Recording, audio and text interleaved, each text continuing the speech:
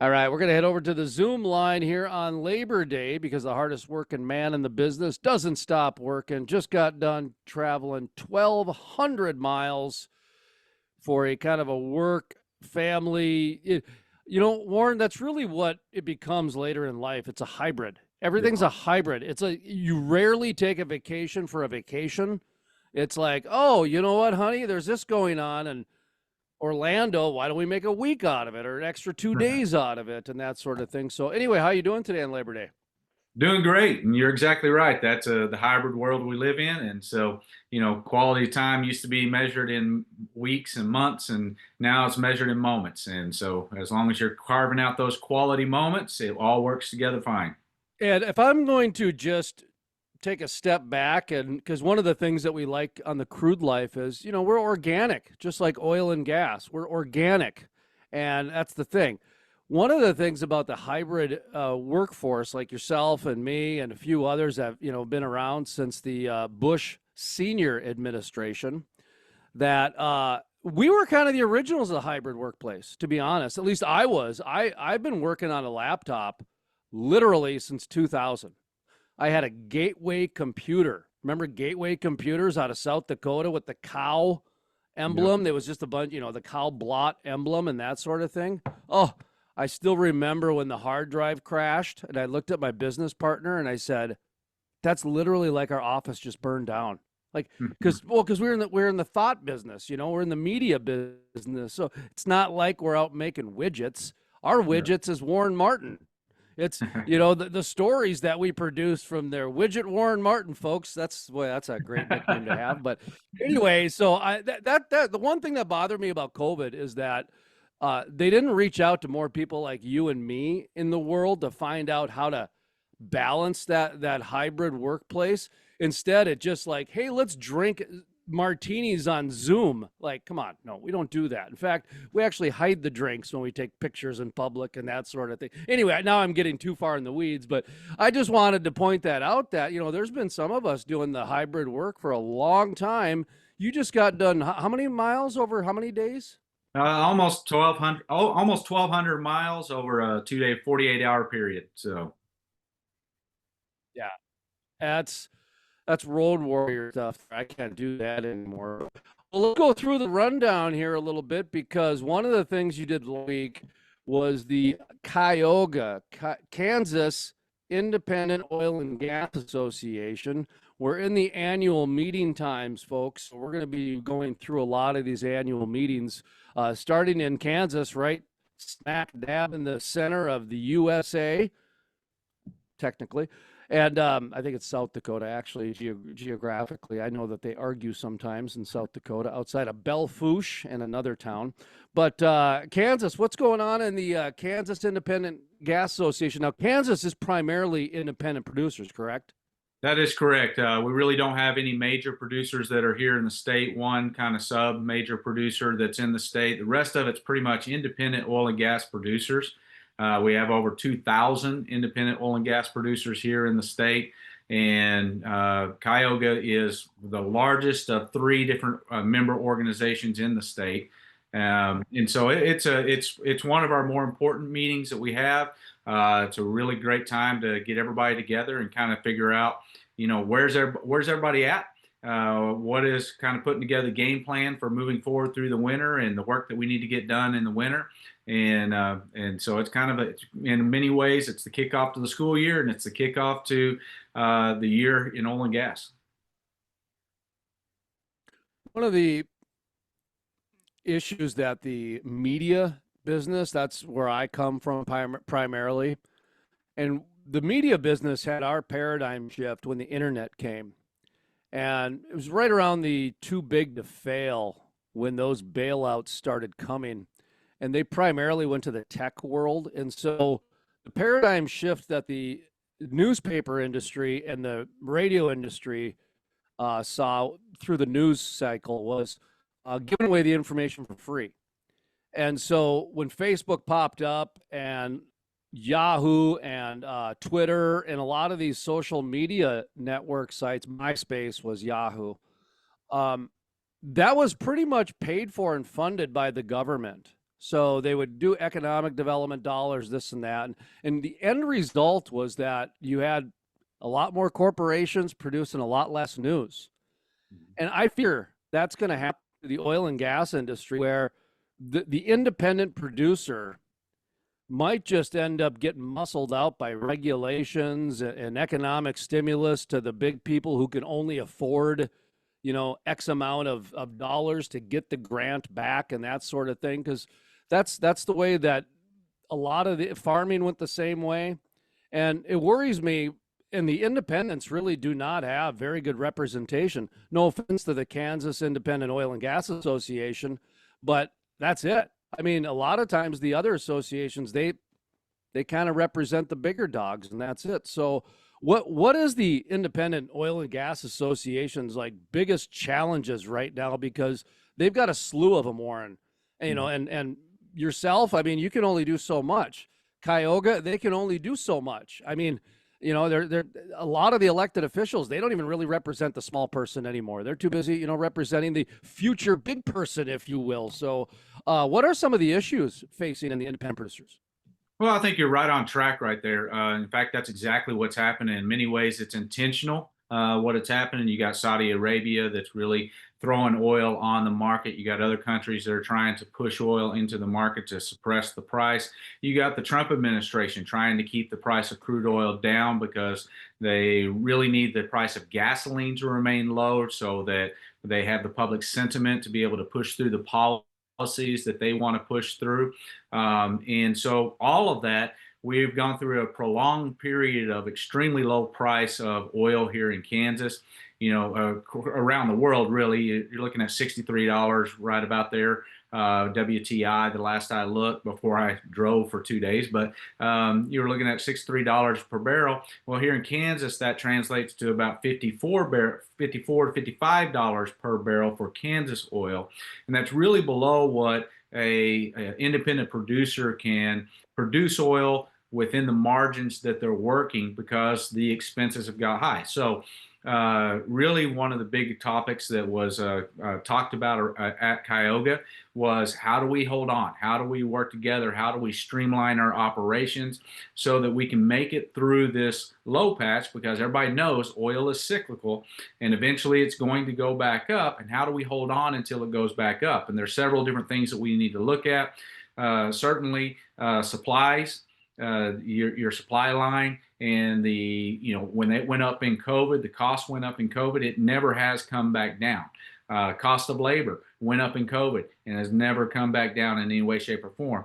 And then you got the methane regulations, and the methane regulations, the EPA came out and under the methane regulations gave every single category that's included in that regulation in the Quad O, gave every single category 540 days to comply with the reporting procedures, but the oil and gas industry only got 90 days. And it only got 90 days because the administration is really only talking to the major companies, and the major companies have armies that are able to meet those filing criteria. The independent producer here in Kansas, the average company has about 3 employees. 3 employees for an independent producer here in Kansas.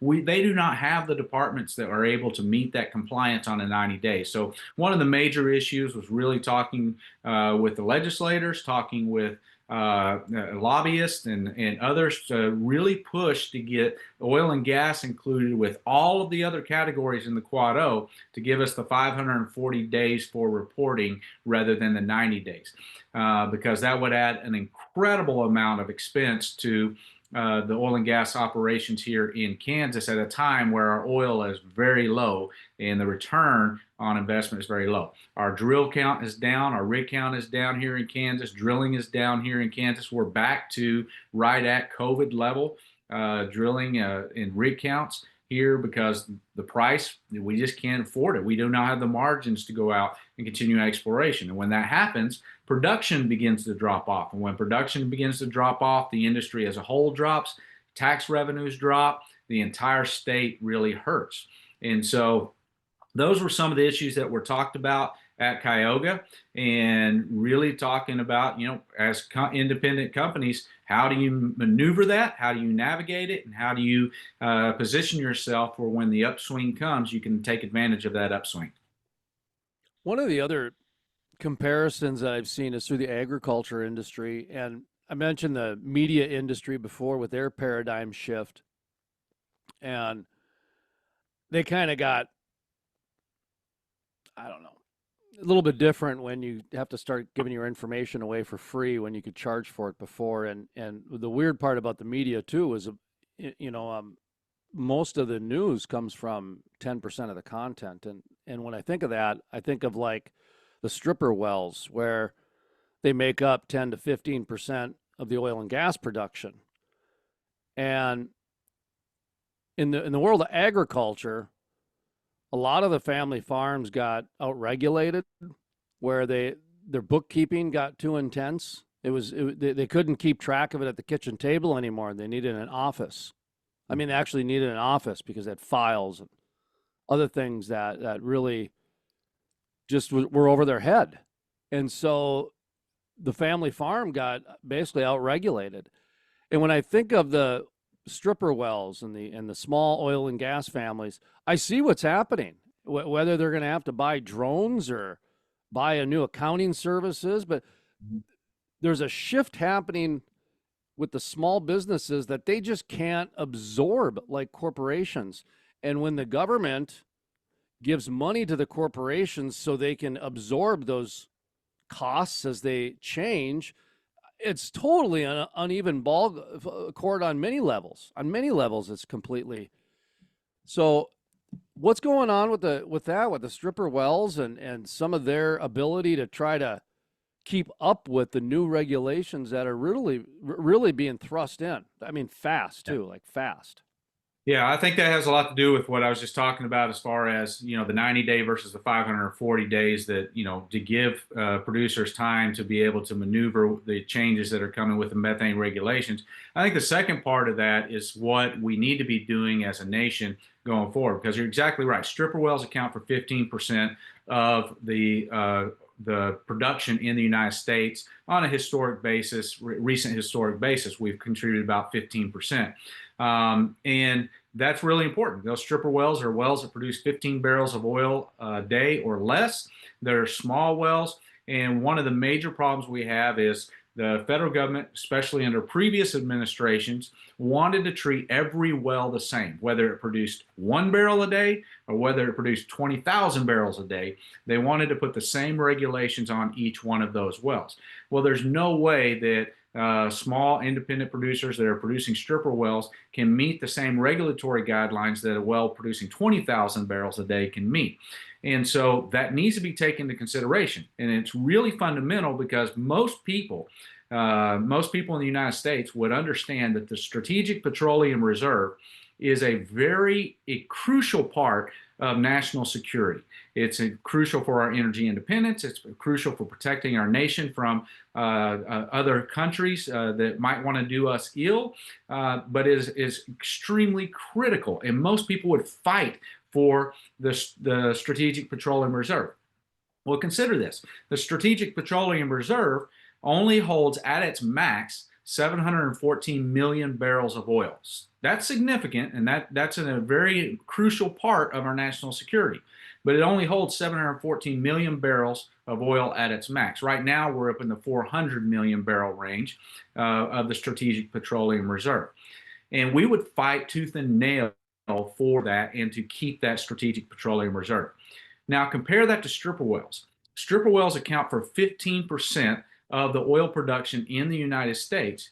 Well, out of the oil production, 13 million plus barrels produced a day, you can add that all up, you take 15% of it, that comes to 722 million barrels of oil per year. 722 million barrels of oil per year. In other words, stripper wells, that 15%, it accounts for more than we hold in the Strategic Petroleum Reserve. And the Strategic Petroleum Reserve is a one-time hold. It's a one-time asset. The stripper wells produce that on an annual basis.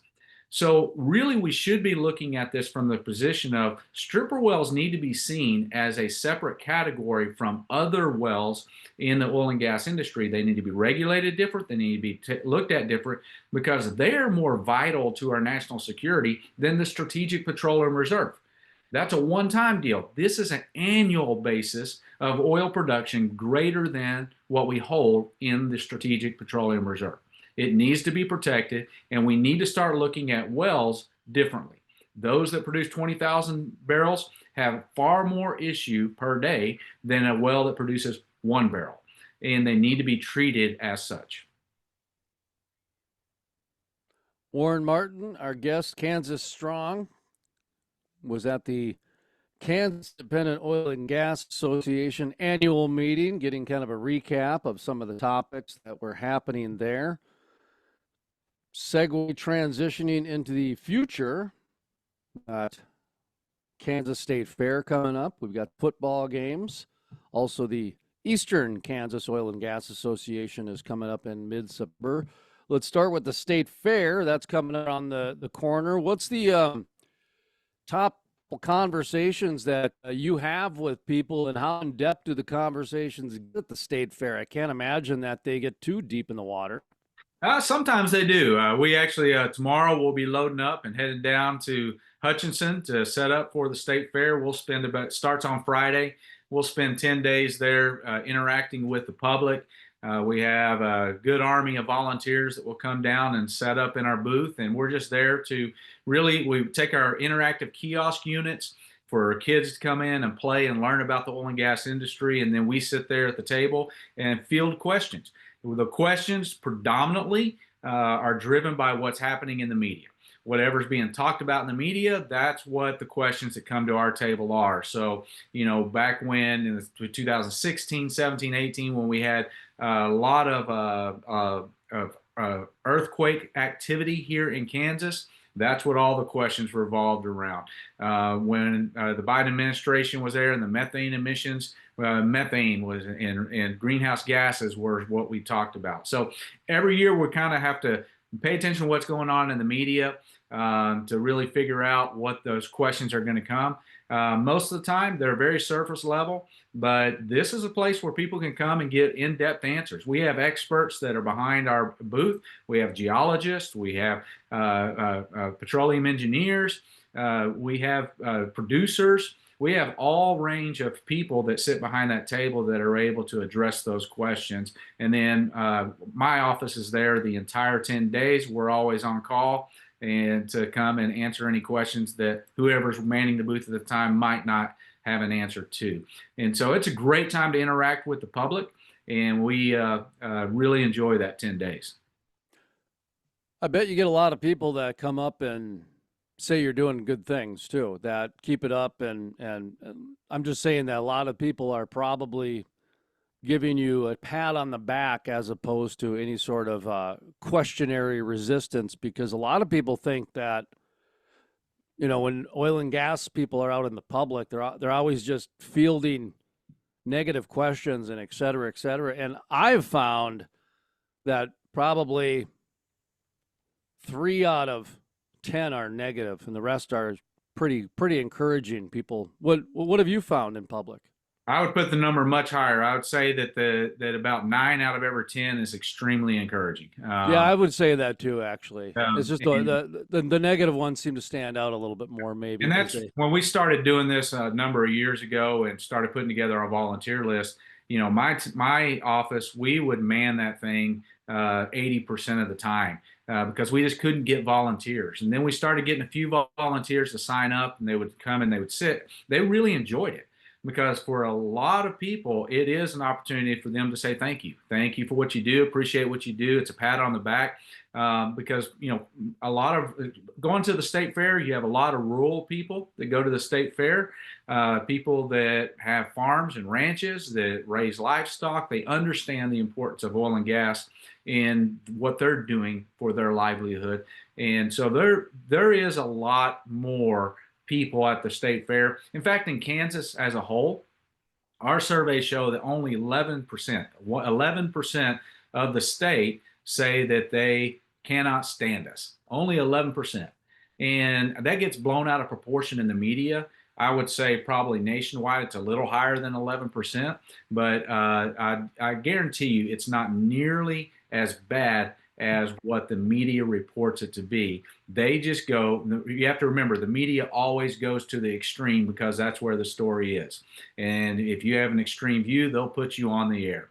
And when you get into the general public, you find more of the moderate people. We have about 40% of the population of Kansas that says they honestly cannot say whether the oil and gas industry is good or bad. That's what we call the messy middle. That's what we're there to interact with and to help them have a little bit of more understanding of what we do, how we do it, why it's important to you. Those are the people that we're trying to talk to.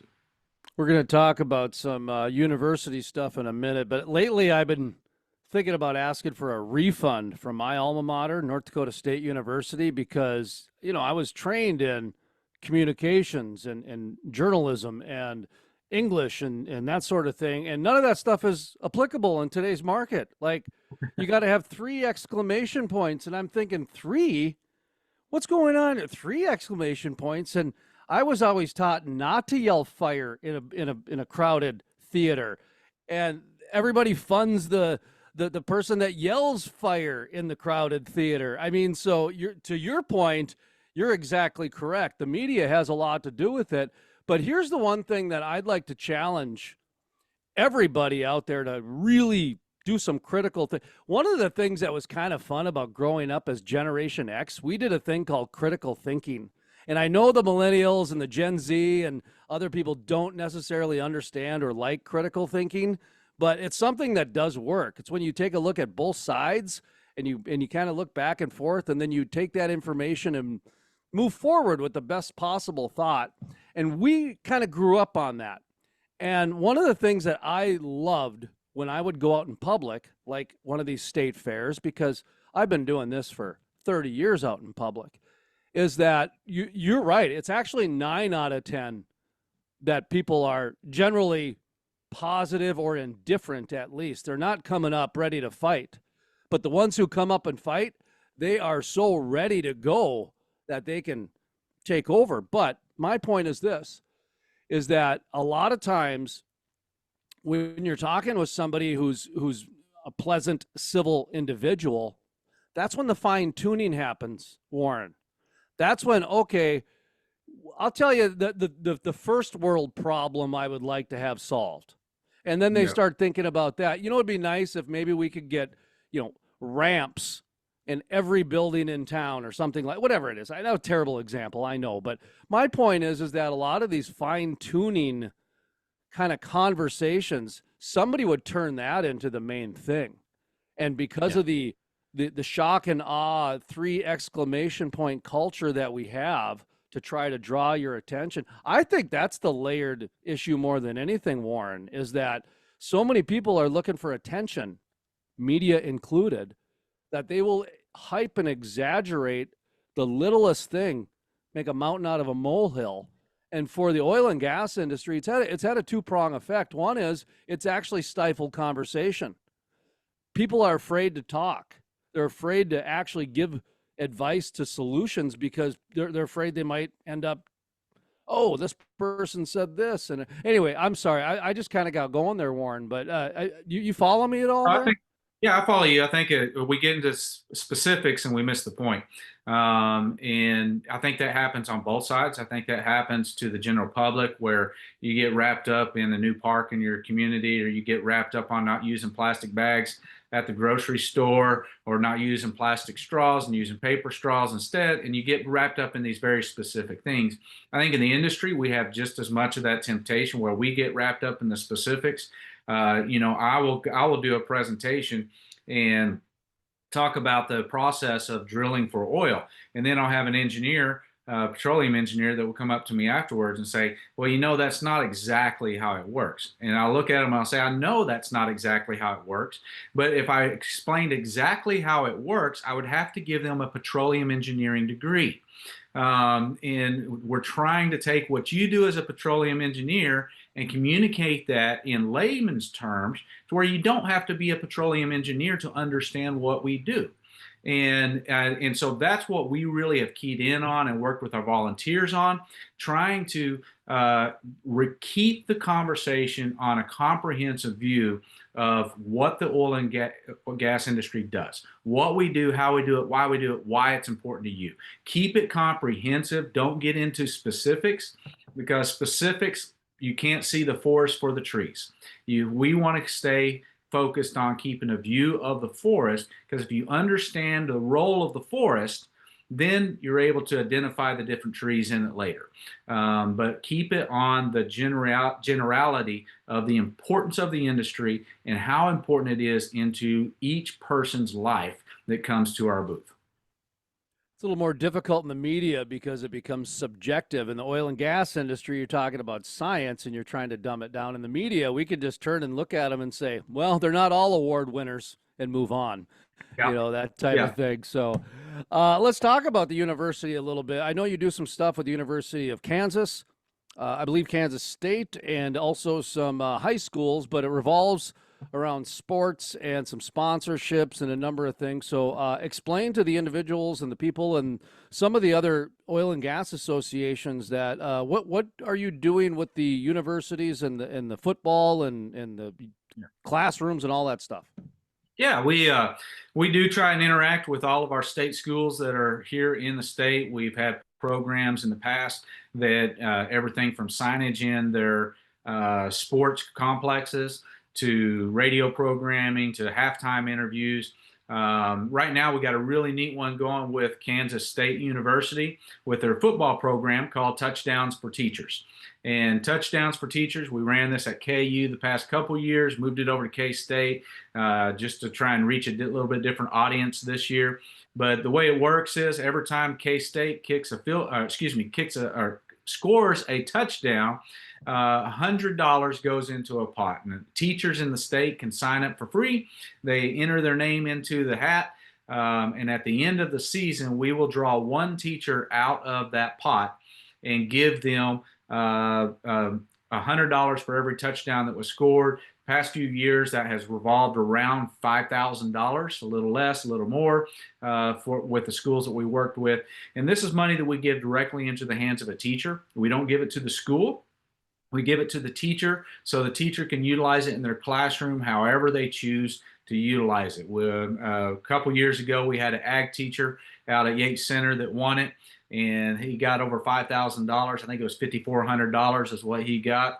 And he was a shop teacher, and he always wanted to have as a shop project to build a hovercraft. And so they built a hovercraft on that $5,400. And so it's really a neat way for teachers to have a chance to do something in their classroom that they've always wanted to do, but the school has said no, the funding wasn't there, and this gives them an opportunity to really dream and bring something unique into the classroom. And it gives us a way to communicate with teachers the free programs that we have, because we go into classrooms all over the state and do PetroPro programs. We do STEM works or STEM days with them. We do job and career fairs in the schools. All of that's free for the schools, and this gives us a way to connect with teachers to let them know about that program. Did you have one for baseball too? Yeah, we just concluded kind of a take off the touchdown for teachers. We did a home run for teachers. We have the National Baseball Congress, which is a 100-year-old baseball tournament for college students from all over the country. They come and they play on teams, and then they come to Kansas to compete in the NBC World Series. And we, at the NBC World Series, we sponsored home runs for teacher. Just gave the check away this past, let's see, that was Friday. No, yes, Friday. No, Thursday. Gave that check away this past Thursday to a teacher in Wichita, and gave away, I believe it was $4,400 to that teacher for that home runs for teacher gift for her to be able to use in her classroom as she sees fit. And so it's an ongoing program that we try and manipulate and move around, try and catch different audiences.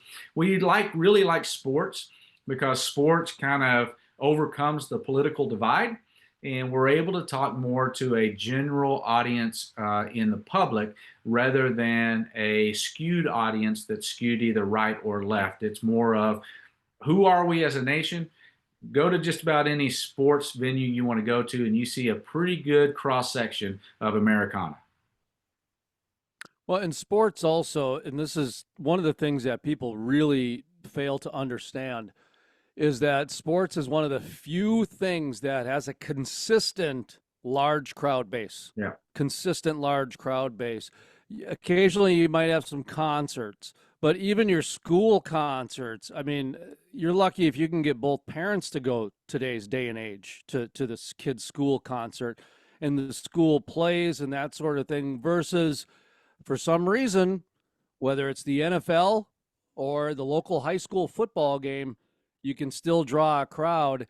And that is one of the things that I thought the oil and gas industry should have taken advantage of all the way through the 80s and 90s and today and everything along those lines is sponsoring college bowl games. Because when you go to a sporting event, whether you win or lose, generally you walk away having a positive experience because you're there with your friends and your community. And most people, at least outside of fanatics, are fans. Fanatics are a whole different ball game. Put them into their own category, okay? Because you're never going to please a fanatic. They actually get into fistfights, Warren. People will get into fistfights over people they've never met before.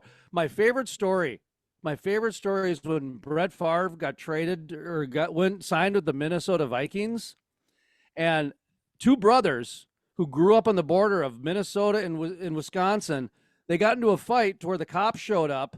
They got charged, whatever, public disturbance or whatever, because they fought over which Brett Favre was better, the Brett Favre Viking or the Brett Favre Packer. And I thought, Brett Favre doesn't care about either one of you two, and you just went to jail for him.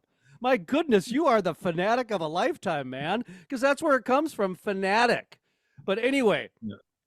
This is why we get to existential energy at times on Labor Day. We can extend the conversation.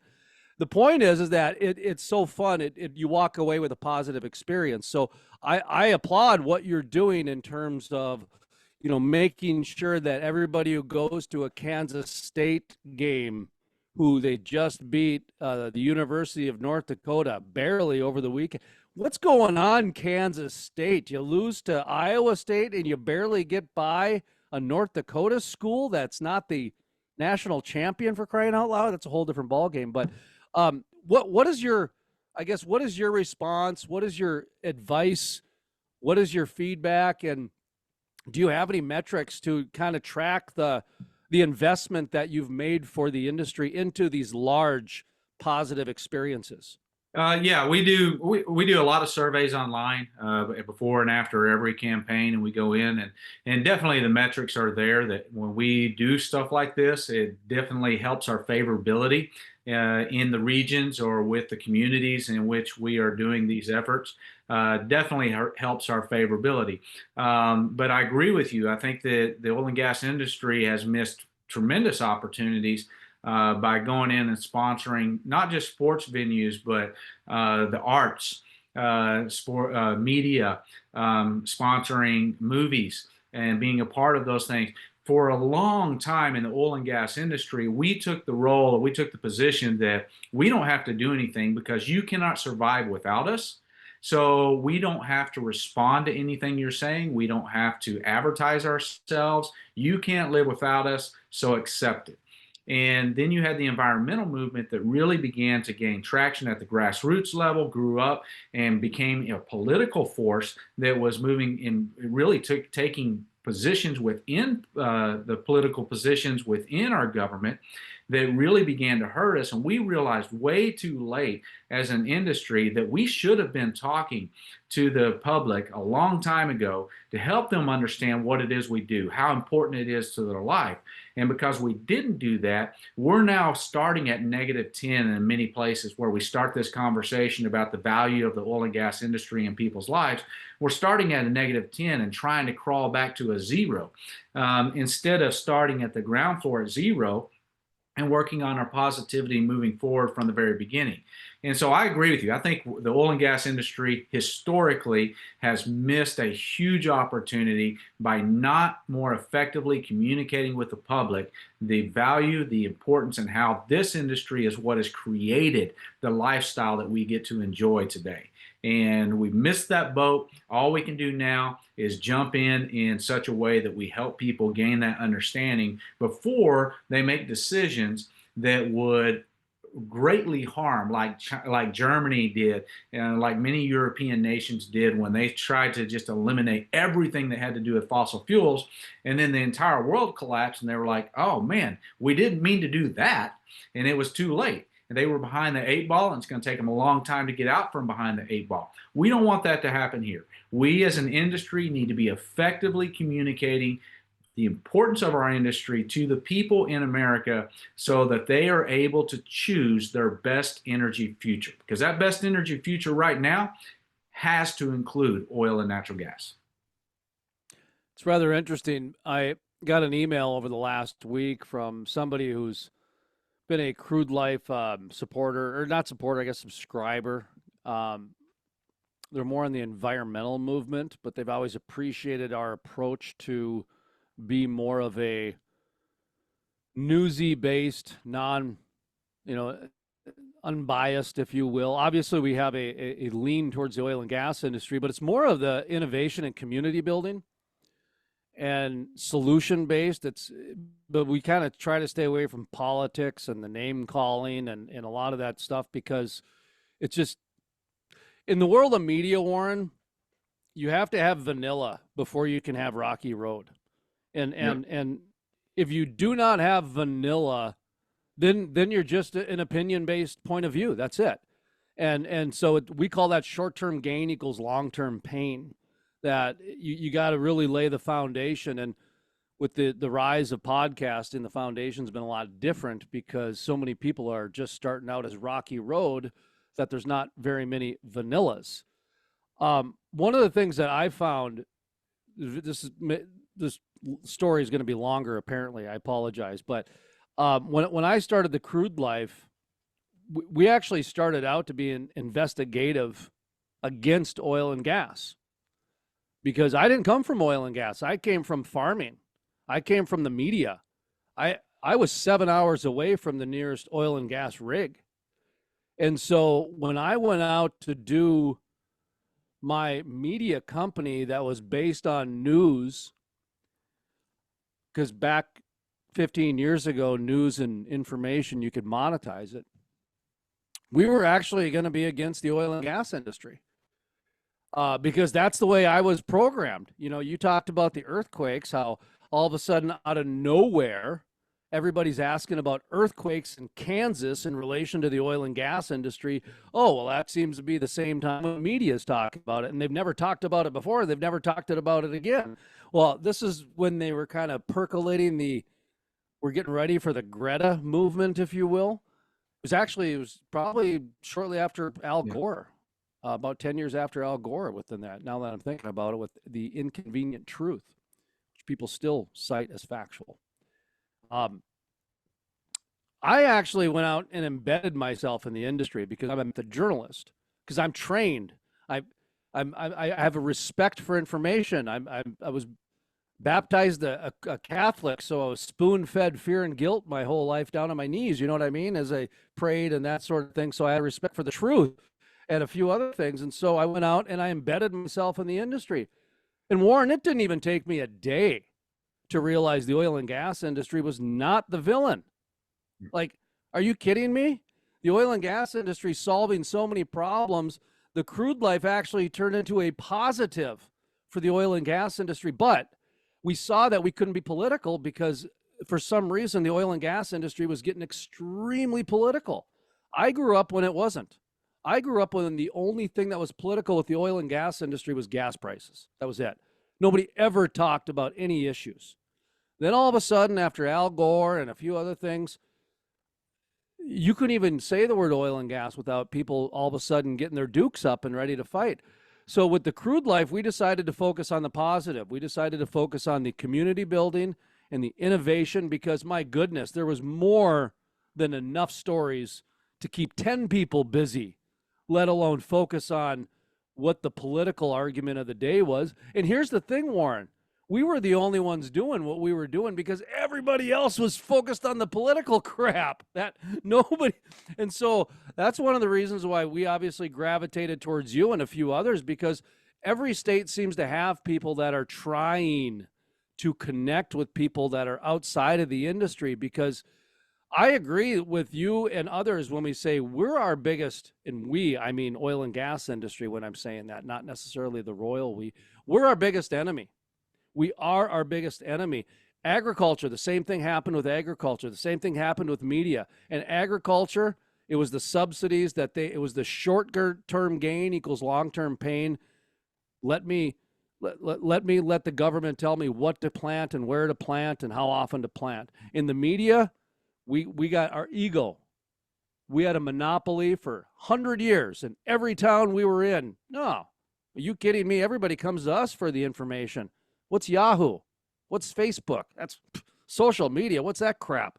I think that's the problem with the oil and gas industry. How do we get over ourselves is what I'm talking about, because it's tough when you've got either a tribal mentality or everybody relied on you for a long time, because there's a layer of disconnect that's really hard to connect with, Warren. I just probably said a lot of things that got myself in a lot of trouble, but I don't care, because I do think that the industry does need to learn how to connect within the industry more. I really do. So anybody outside the industry, sorry for the inside baseball talk real quick that we got into, but talk me down and then we'll go to the Eastern Kansas thing. No, and I have an advantage. I have an advantage that's similar to your advantage, and I'm not an oil and gas guy. My background is in leadership development. My background is in missions and working in 28 countries around the world. And what I saw is the number one thing that held people back from being who they were created to be, in my opinion, who they were created to be, was the fact that they didn't have access to affordable and reliable energy. I've worked in the Middle East, Pakistan, India, Afghanistan, the Kashmir, Egypt. I've worked in Latin America, Guatemala, Honduras, El Salvador, worked in a lot of those countries. And energy is the main thing that holds people back. That's the perspective that I came from. Energy, by definition, is the ability to do work. What is it that most people say when they look at people living in poverty? Well, they just need to work more. You can't work without energy. You have to have the energy. And so I came into the industry really with that perspective. If you would have asked me 15 years ago, would you be in the oil and gas industry? If you would have asked me 10 years ago, would you be in the oil and gas industry? I would have said absolutely not.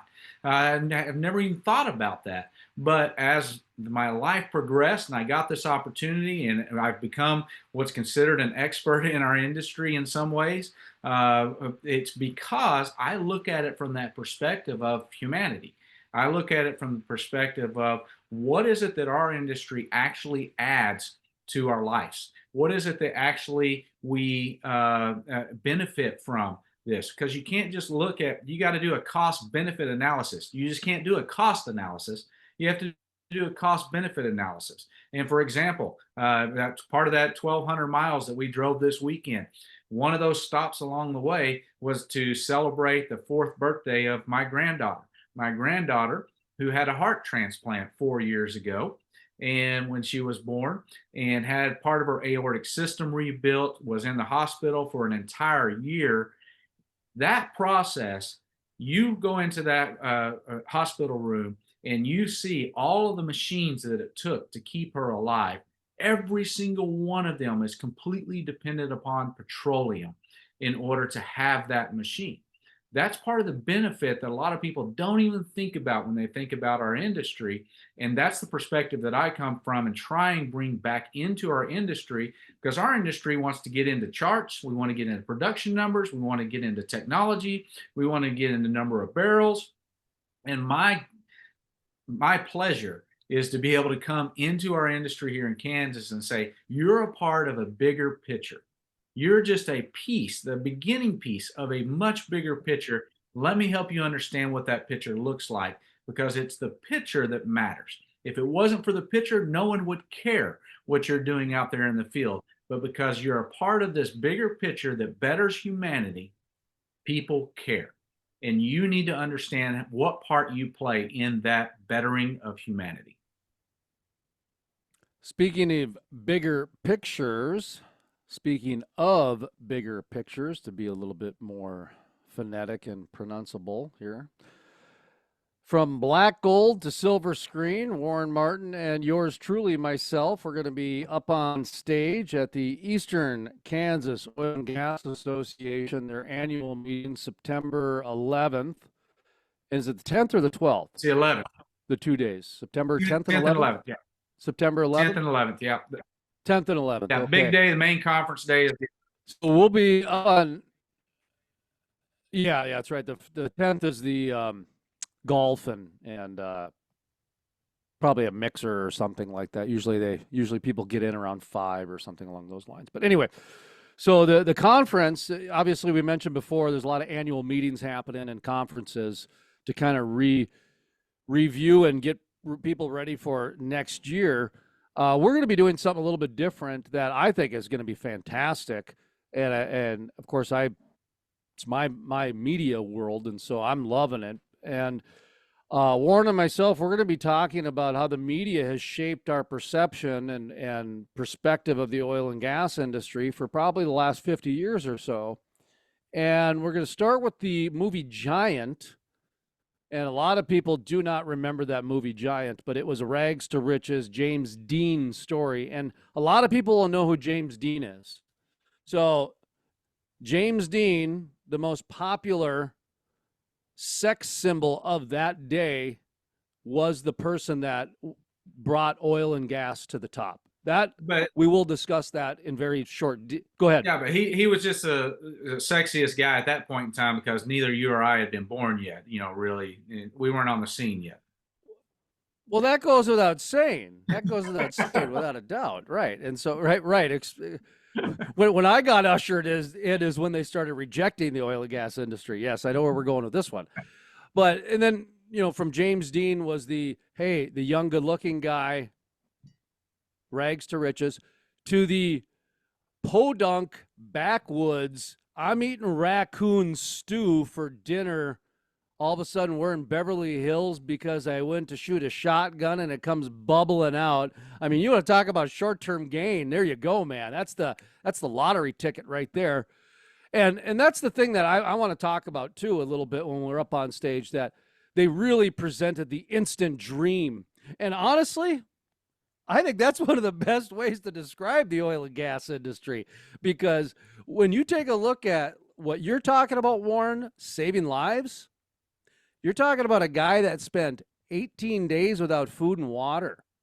I had a bag hooked up to me with just some potassium in it, basically.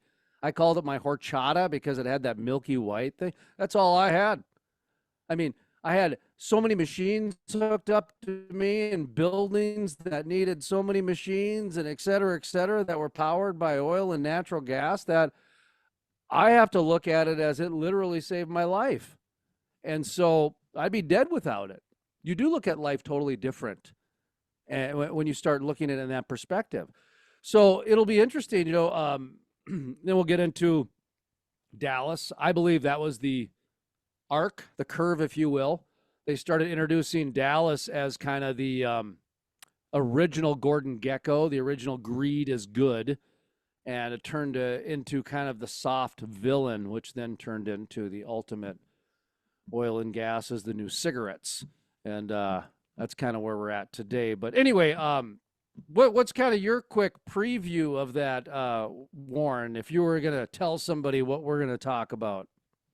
Yeah, mine actually, and you and I've talked about it before, but the movie I'm going to throw out there is a movie that is not about oil and gas at all. The movie I'm going to throw out there is The Lorax, and in that show, it's really built around the idea of trees and protecting trees. And one of my favorite scenes in that is when the guy that runs the entire city, he's gotten rid of all the trees. He controls the air that they all breathe. And they find a new tree, a new seed that's beginning to grow. And they're fighting over whether they should let it grow or let it die. And he starts singing, let it die, let it shrivel up and die. And he goes through it. But the whole thing is built around this idea of trees. And this was a recent movie that was published, and it really shows how Hollywood tries to shape culture in a very significant way. Because if you go talk to any kid in school, they will tell you how important trees are and that we shouldn't cut down any trees. What gets ignored is the fact that it is actually more environmentally is better for the environment to use brand new paper than it is to use recycled paper. Recycled paper harms the environment far more than brand new paper does, because you've got the sorting, the reprocessing, and then the distribution and everything else. It adds a lot more greenhouse gases. In fact, it's not and the second part of that is most people think we're cutting down forests. We actually plant, on average, 1.7 million more trees every single year here in America than we harvest. So the trees are actually growing. In fact, it is actually proven that we now have more trees in America than we had in the 1700s, because we've planted so many trees. However, the storyline continues that we need to recycle, we need to protect our trees, we need to make sure that they're not utilized, when all trees that are used for products like that are grown as a crop in America today on a 15-year rotation. And so we have, completely kept up a storyline that's completely false. And we've kept up that storyline that is false because if you question whether or not you should recycle paper, and you find out that it's actually more harmful to the environment to recycle paper than it is to use something new, then you begin to question everything else that you've been told about the environment, because that is the basic 101. And, I think that is a central part of what we're trying to do through these movies, and is talking about not just what is it that Hollywood is saying, but what is it Hollywood is saying compared to what was actually happening at that time and what was actually the case. And are there some places we do need to question what people say about our industry? And I think the obvious answer is yes. And the biggest part is they only talk about the cost of the industry. They don't talk about the benefit of the industry. And I really want to focus in on that benefit side. It's interesting about the Native Americans, and they knew the land so well. And, you can go either almost any culture, and there's a mind, body, spirit, a Father, Son, Holy Spirit, if you will. There's rules of three, and it's was it the Creator, Destroyer, and there's something in the middle. I forget the name in the middle in India. But when you take a look at the way that the earth works, it works in a lot of that ways. And so what the Native Americans found out is that if you leave the land alone, you get so much death and decay that begins stacking on top of each other. Eventually, God or the thunderbolt from high or Odin or whoever is going to strike with a lightning bolt down. And now you've got burning and a fire that is so hot, it actually sterilizes and destroys the earth. Whereas if you do a controlled burn, if you bring it in and control it, you get new growth and new rebirth, and it actually brings in the game, and it actually creates life. So if you can understand how to become the creator and the destroyer and all that different things, instead of just letting it go, you can actually become more productive out there. And that's how I look at a lot of these things, to where we're really trying to understand things that really is just recycled knowledge over and over again. And politics can really ruin a lot of things. We used to be able to sit down and have conversations at our kitchen table, and we can't anymore. Politics is now in our science. It's now in our schools. It's now in our churches. It's now in our math. It's now in our, there's not a place where politics isn't. It's in our energy. At some point, we got to just remove politics pretty soon here, Warren. I was thinking about that the other day. Is like, you can't even have a kitchen breakfast table conversation anymore with your family, because so many people, they want to out hype each other and out offend each other and out there's like competition over who can become more emotional over topics. And so, not the place I wanted to end really here, Warren, but I did want to put out a little warning that maybe it's time that we take a look at all the places we do have politics, like science and like schools, and ask, is it really the best thing to bring politics in these places? Because when I grew up, we had the separation of the two. Go ahead, Warren. Yeah, and going right along with the illustration that you just brought up, I mean, that's a classic example of how politics really becomes contradictory because you have many places here in the United States where uh, forests are absolutely protected by the governments that oversee them, say in California, some places back east. You can't touch the trees. You can't touch fallen trees. You don't clean up underneath the forest. And you're exactly right. It creates a fire hazard. And we've seen that in California and other places that has burned out of control. And then another side to that is the number one producer of methane in the world. The number one thing that produces more methane than anything else in the world is decaying trees. Decaying trees in the forest and in the rainforest and the jungles, bogs. Anytime you have a carbon-based creature that begins to decay, it releases methane. And when you leave those trees and those tree trunks and you let a forest or jungle go without any caretaking taking place, that's where the biggest contributor of methane is in the world. It comes from those trees. So, in many places here in the United States, you have the same political party that sees no problem in advocating for leaving the trees alone, let them lie in their natural state, which produces methane, but let's get methane completely out of our system by getting rid of oil and natural gas.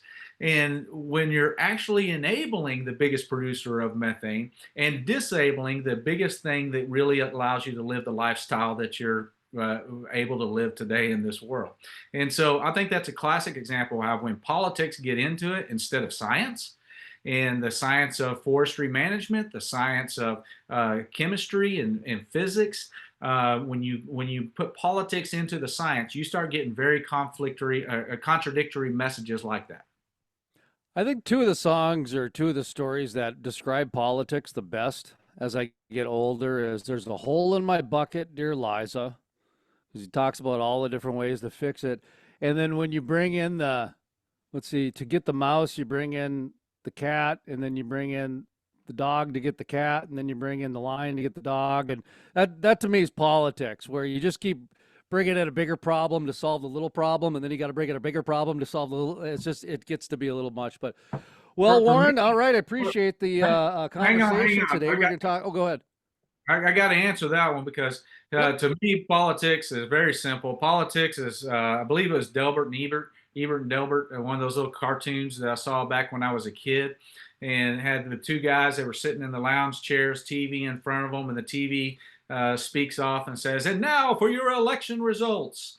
And one of the guys just crosses his hand over his face and says, "I can't watch. I just know one of them's going to win." That's politics. That is politics. And with that, folks, Kansas Strong. Warren Martin is his name. Check him out at the Kansas State Fair starting Friday. Is that right? This Friday? Sure. Yes.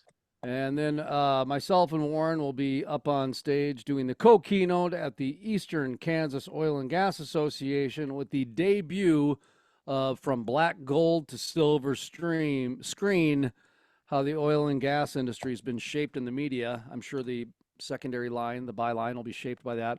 We're going to have to start advertising it here this week as well to let people know, because I think this is going to be a very popular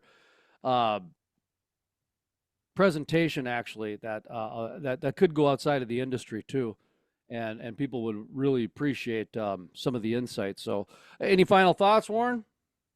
Now, just looking forward to seeing a lot of people over the next couple of weeks around the state of Kansas, and I look forward to seeing you down here in Kansas. It'll be the first time that we've actually met in person, and it'll be great to see you, Jason. And if you're at the state fair, if you're at KIOGA, we'll be at the Texas Tech K-State game doing a halftime interview.